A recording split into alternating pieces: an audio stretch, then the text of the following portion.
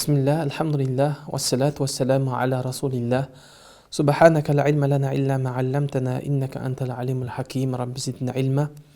Allahumma rabbi shrah li sadri wa yassir li amri wahlul 'uqdatam min lisani yafqahu qawli.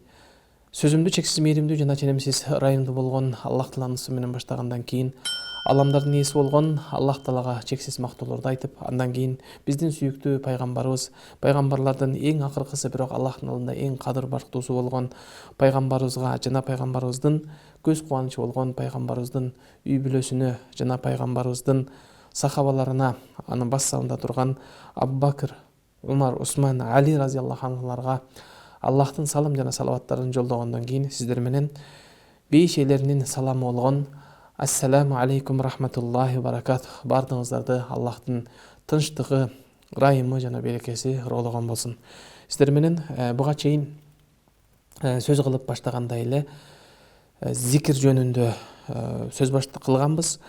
Кудай буйрса ошол зикир жөнүндө кайра сабагыбызды улай эле Пайгамбарыбыз саллаллаху алейхи ва салламдын өзүнүн берекелүү бир хадистеринде, бул хадисте Ибн Маджах жана Тирмизи риваят кылган бул хадисте Пайгамбарыбыз саллаллаху алейхи ва салламга бир араби, бир бедуин келгендиги жөнүндө хадисте баштап, ал келет дагы Пайгамбарыбызга карап: "Я Расулаллах, инна шараил ислами кад касура алейя, кад касурат алейя" деп айтат. Бир бедуин келип, пайгамбарыбызга келип: "Я Аллахтын элчиси, чындыгында мага ислам шариятындагы нерселер оор болуп бараткан сыяктуу. Фаамбини минха бима аташаббахту бихи" дейт.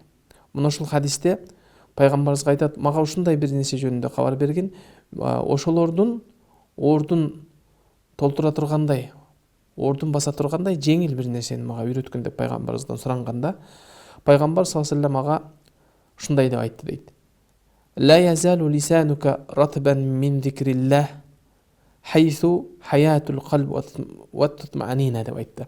Мына ушул кезде пайгамбар саллаллаху алейхи ва саллям жанагы бедуинге карап: "Сенин тилиң Аллах Тааланы зикир кылуудан кургап калбасын" деди. "Сенин тилиң дайым зикир кылуу менен нымдашып турсун" деп айтты дейт.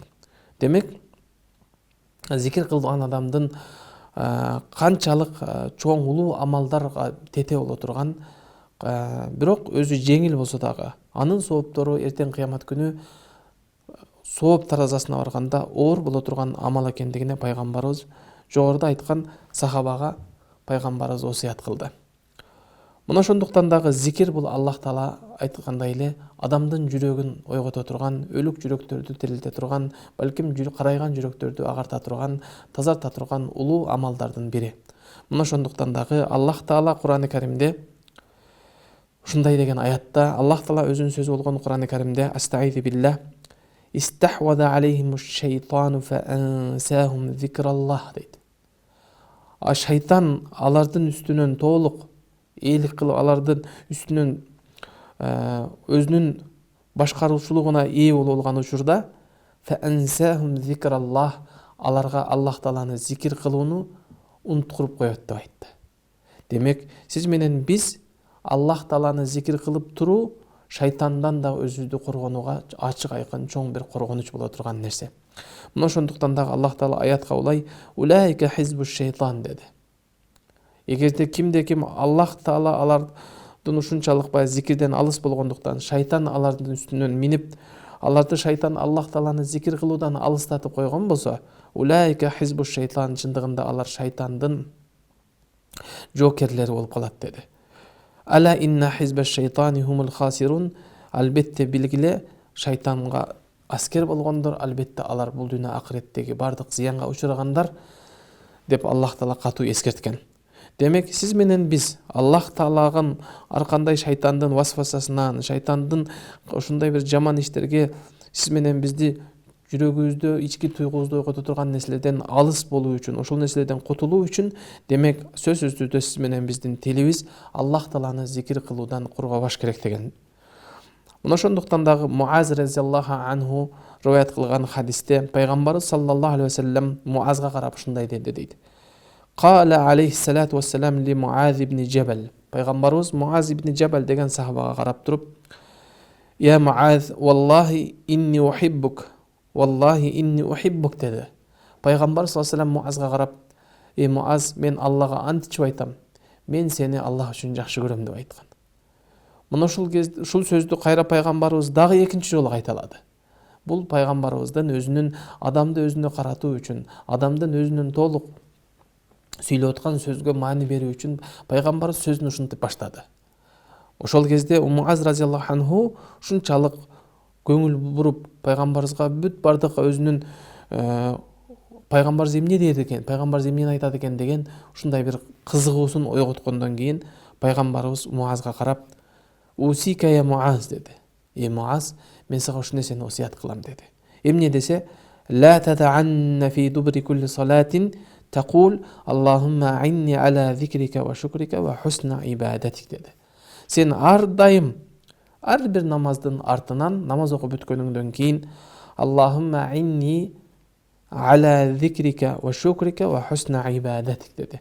Аллахым, өзүң мага сени зикир кылууга жана неаматтарыңа шүкүр кылууга жана өзүңө ибадат кылууда чырайлуу, өзүңө татыктуу ибадат кылганга жараткан өзүң жардам бергин деп дуа айткын деп. Ушул дуаны пайгамбарыбыз Муаз разияллаху анхуга үйрөткөн. Демек, сиз менен бизди зикир кылуу менен, Аллах Тааланы зикир кылуу жана Аллах Тааланы зикир кылуунун аркасында Аллах Таалага шүкүр кылуу жана Аллах Таалага эгер шүкүр кылсак, анда Аллах Таалага жараткандын улуулугуна татыктуу ибадат кылууга Аллах Таала сиз менен бизге жардам берет деген сөз. Мына ошондуктан дагы ар бир адам зикир кылганда, зикирдин жогоруда айтканыбыздай эле, зикирлердин эң абзели, зикирлердин эң бир улуу сооптуу даражалуусу бул Аллахтын сөзү болгон Куран. Куранды окуу менен адам баласы эң чоң соопко жетишет. Мына ошондуктан дагы Аллах Таала Куран-ы Каримде: "Инна нахну наззална зикра ва инна лаху лахафизун", чындыгында биз зикирди түшүрдүк деп, Куранды Аллах Таала зикир деп айткан. Мына ошондуктан дагы Куран окуган адамдын ар бир тамгасына 10дон сооп жазылып барат. Демек, пайгамбар саллаллаху алейхи өзү хадисте айткандай эле: "Алиф лам мим" деп айтып, алиф лам мим дегенде бул бир тамга деп айтпайм. Алиф өзү бир тамга, лам бир тамга, мим өзү бир тамга. Эми ушунун ар бирине өзүнө 10дон сооп жазылат деп айткан. Эми эсептеп көрүңүздөр. Куранда канча аят бар, канча аяттын ичинде канча сөз бар жана Курандын ичинде канча тамга бар. Ар бир тамгасына 10дон сооп жазылганда, демек Куран окуган адам, Куранды калтырбай өзүнө ар күн сайын өзүнө үлүш кылып алган адам миллиондогон соопторду акыретине камдап аткандыгы. Тескерисинче, ушул Куран окугандан алыс болгон адам, Куран окуганга бул дүйнөдө тиричиликтин айынан убакыт ажыралбаган адам акырет үчүн канчалаган жоготуу болуп аткандыгын, канчалаган улуу амал сооптордун кур калып аткандыгын сезе турган нерсе.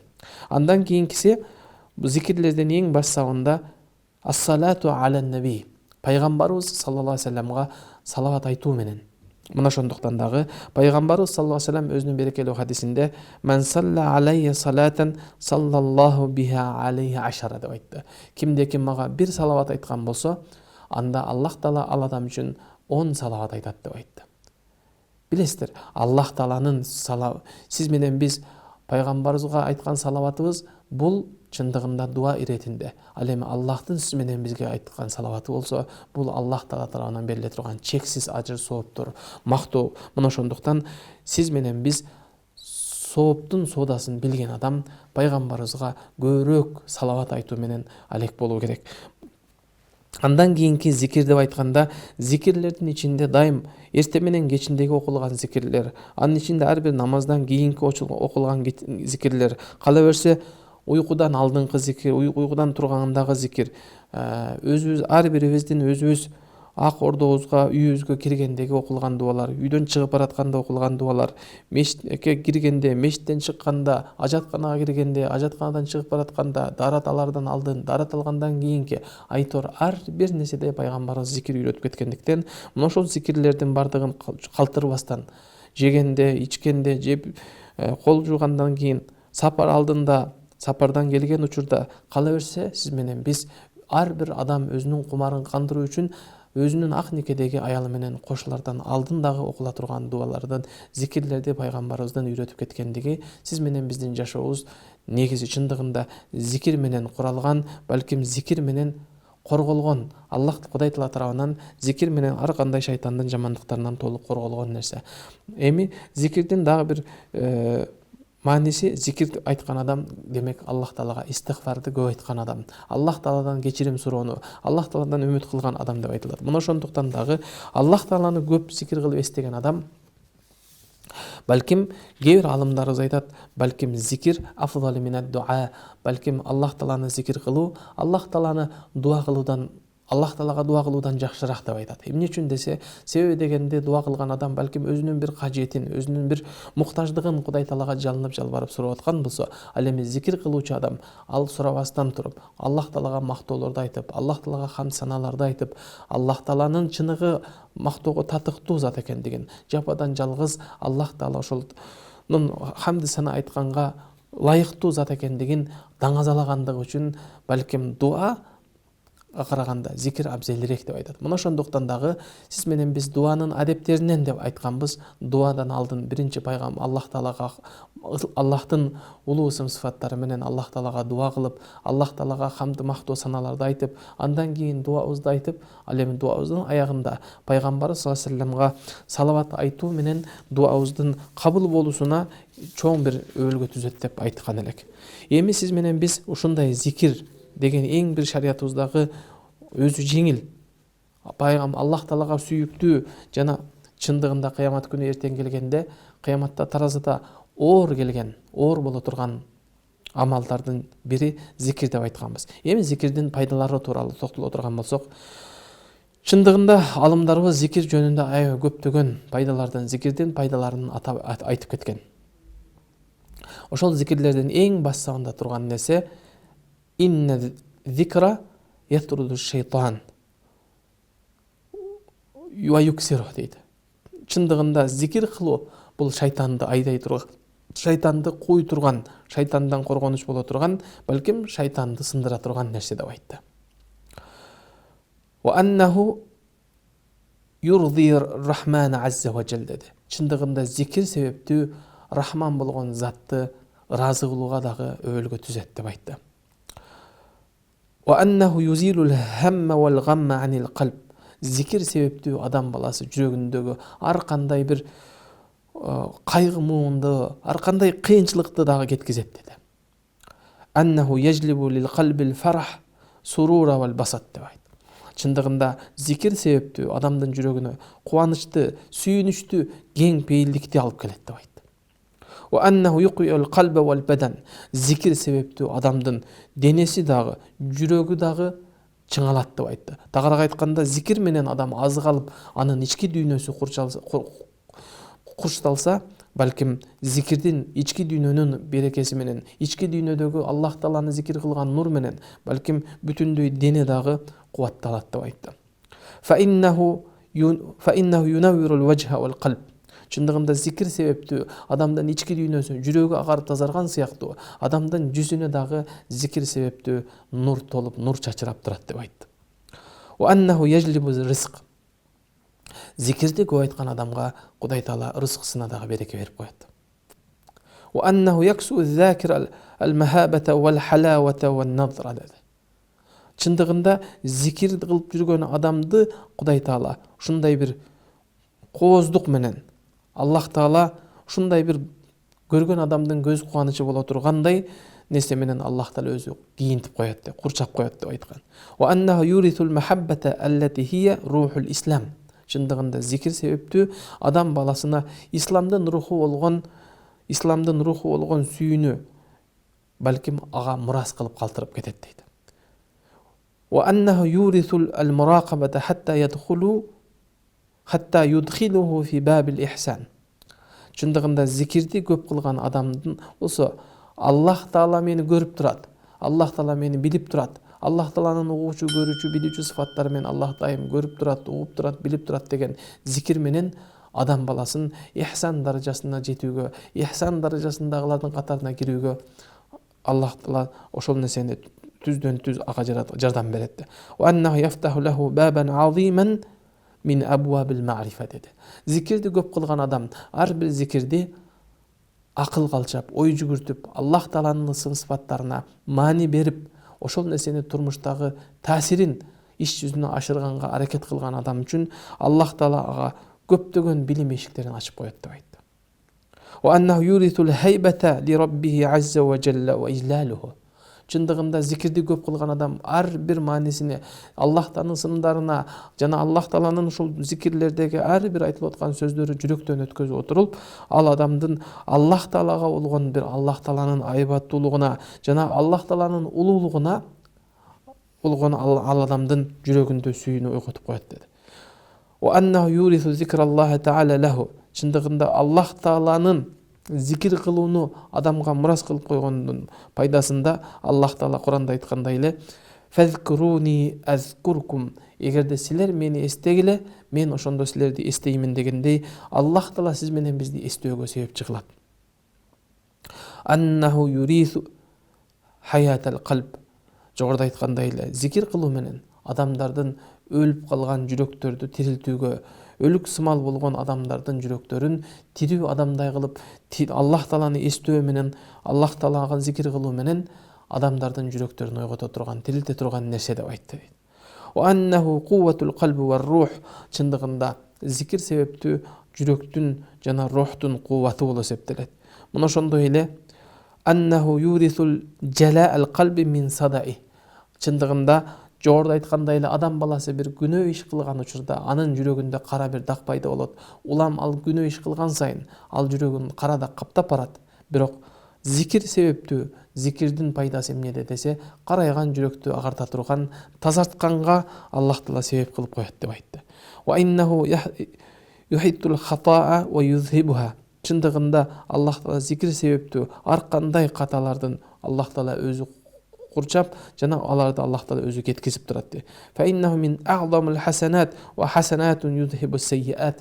Чындыгында зикир кылуу өтө улуу жакшылык иштердин улуусу болуп эсептелет. Албетте жакшылык иштер жамандык иштерди өчүрүп турат деп айткан. Мына ошондуктан дагы пайгамбарыбыз саллаллаху алейхи вассаламдын өзүнүн дагы бир зикир кылган хадистеринде пайгамбарыбыз балким бул хадисти ар бир адам, мусулман адам баласы жашоосунда ар бир таң атканда, көзүн ачканда балким окуп тура турган кылып, ар бир адам өзүнүн ордосуна илип ала тургандай бир хадис, берекелүү хадисти айтып өткөн. Пайгамбар ошол хадисте мындай деп айтат: "Иттакуллаха хайсума кунт". Эгерде кайсыл жерде болбосун, Кудайдан коркун. Аллах Тааланы көрүп турат, Аллах Тааланы билип турат деп Кудайдан коркуу.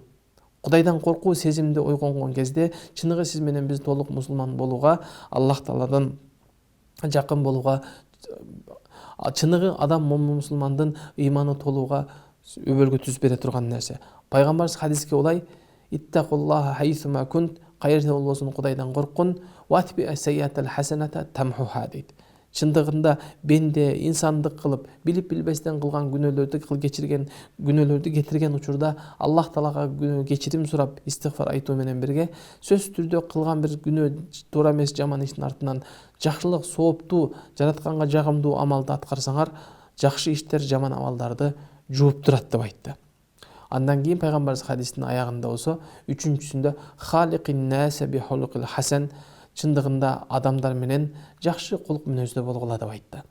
Пайгамбарыбыздын эгер хадистеги айткан сөзүнө маани бере турган болсок, пайгамбарыбыз халикин наса би хулукил хасан деп айткан.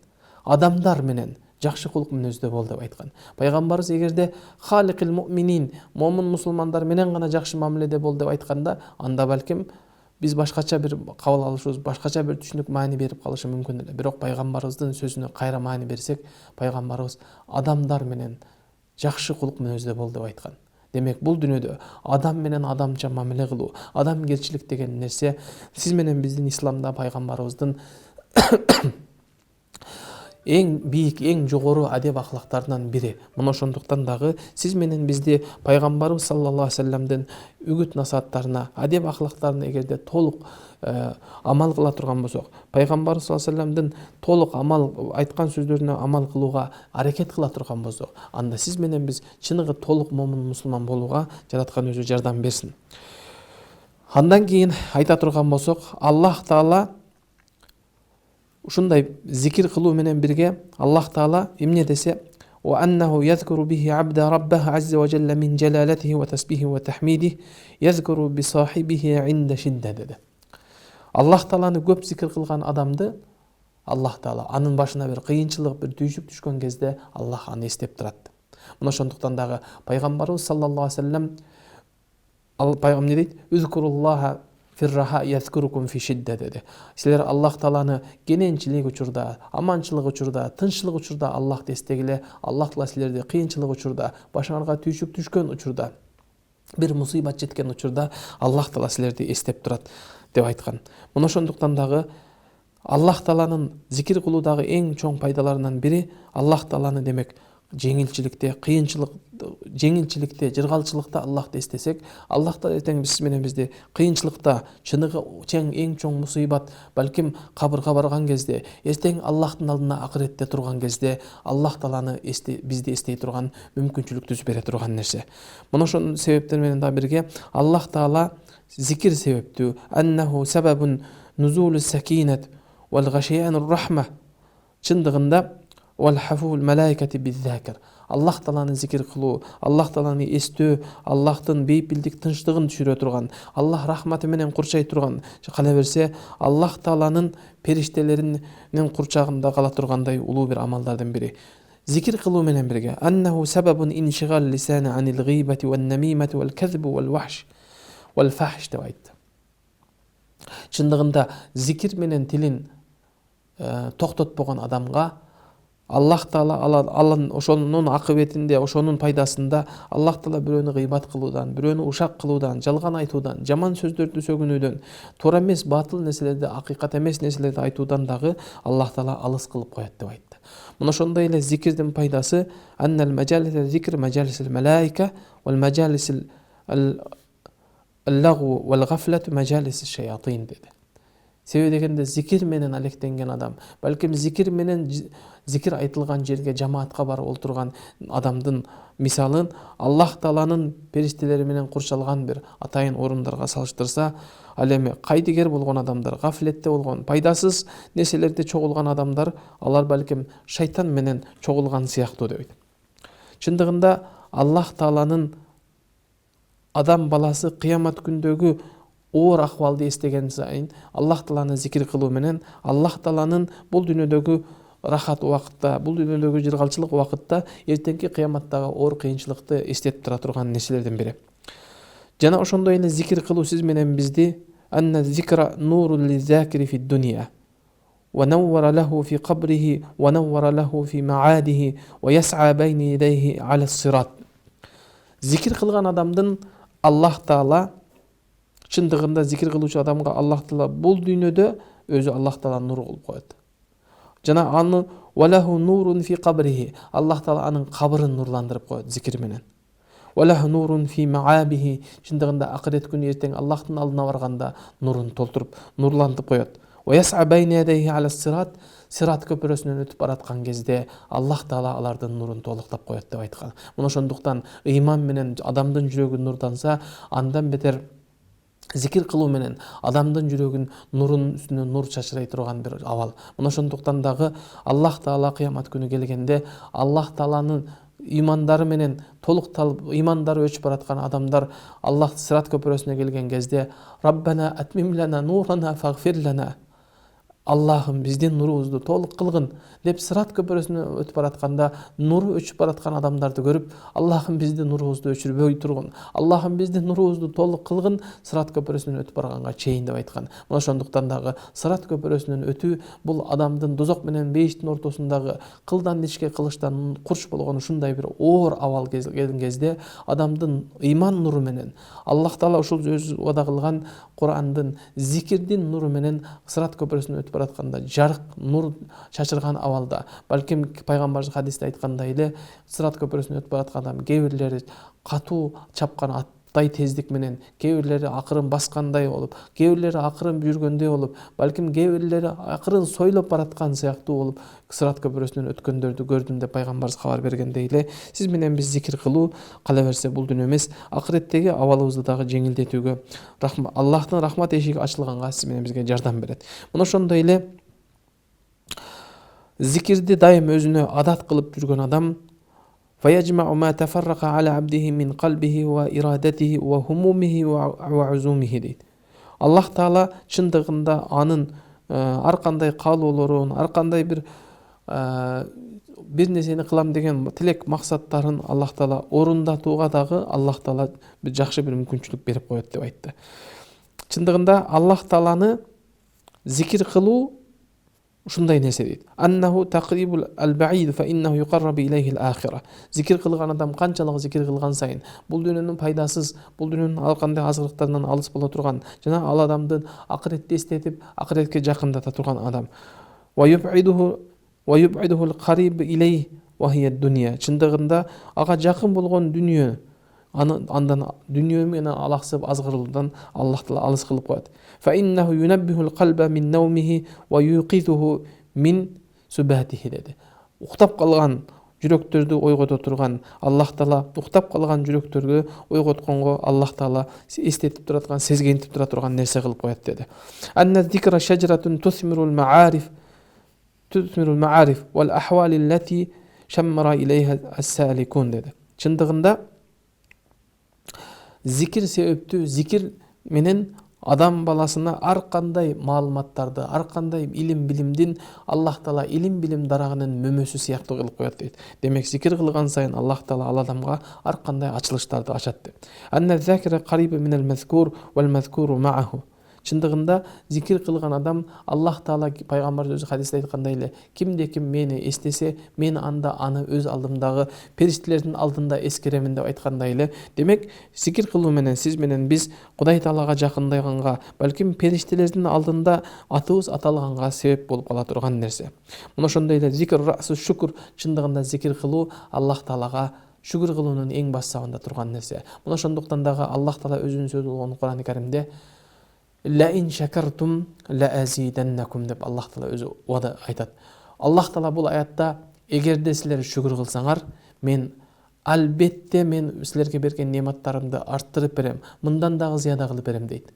Чындыгында Аллах Таала араб тилин билген, түшүнгөн адамдар буну аятта билип турат. La azidannakum деп Аллах Таала өзүнө өзү ант ичип айткан.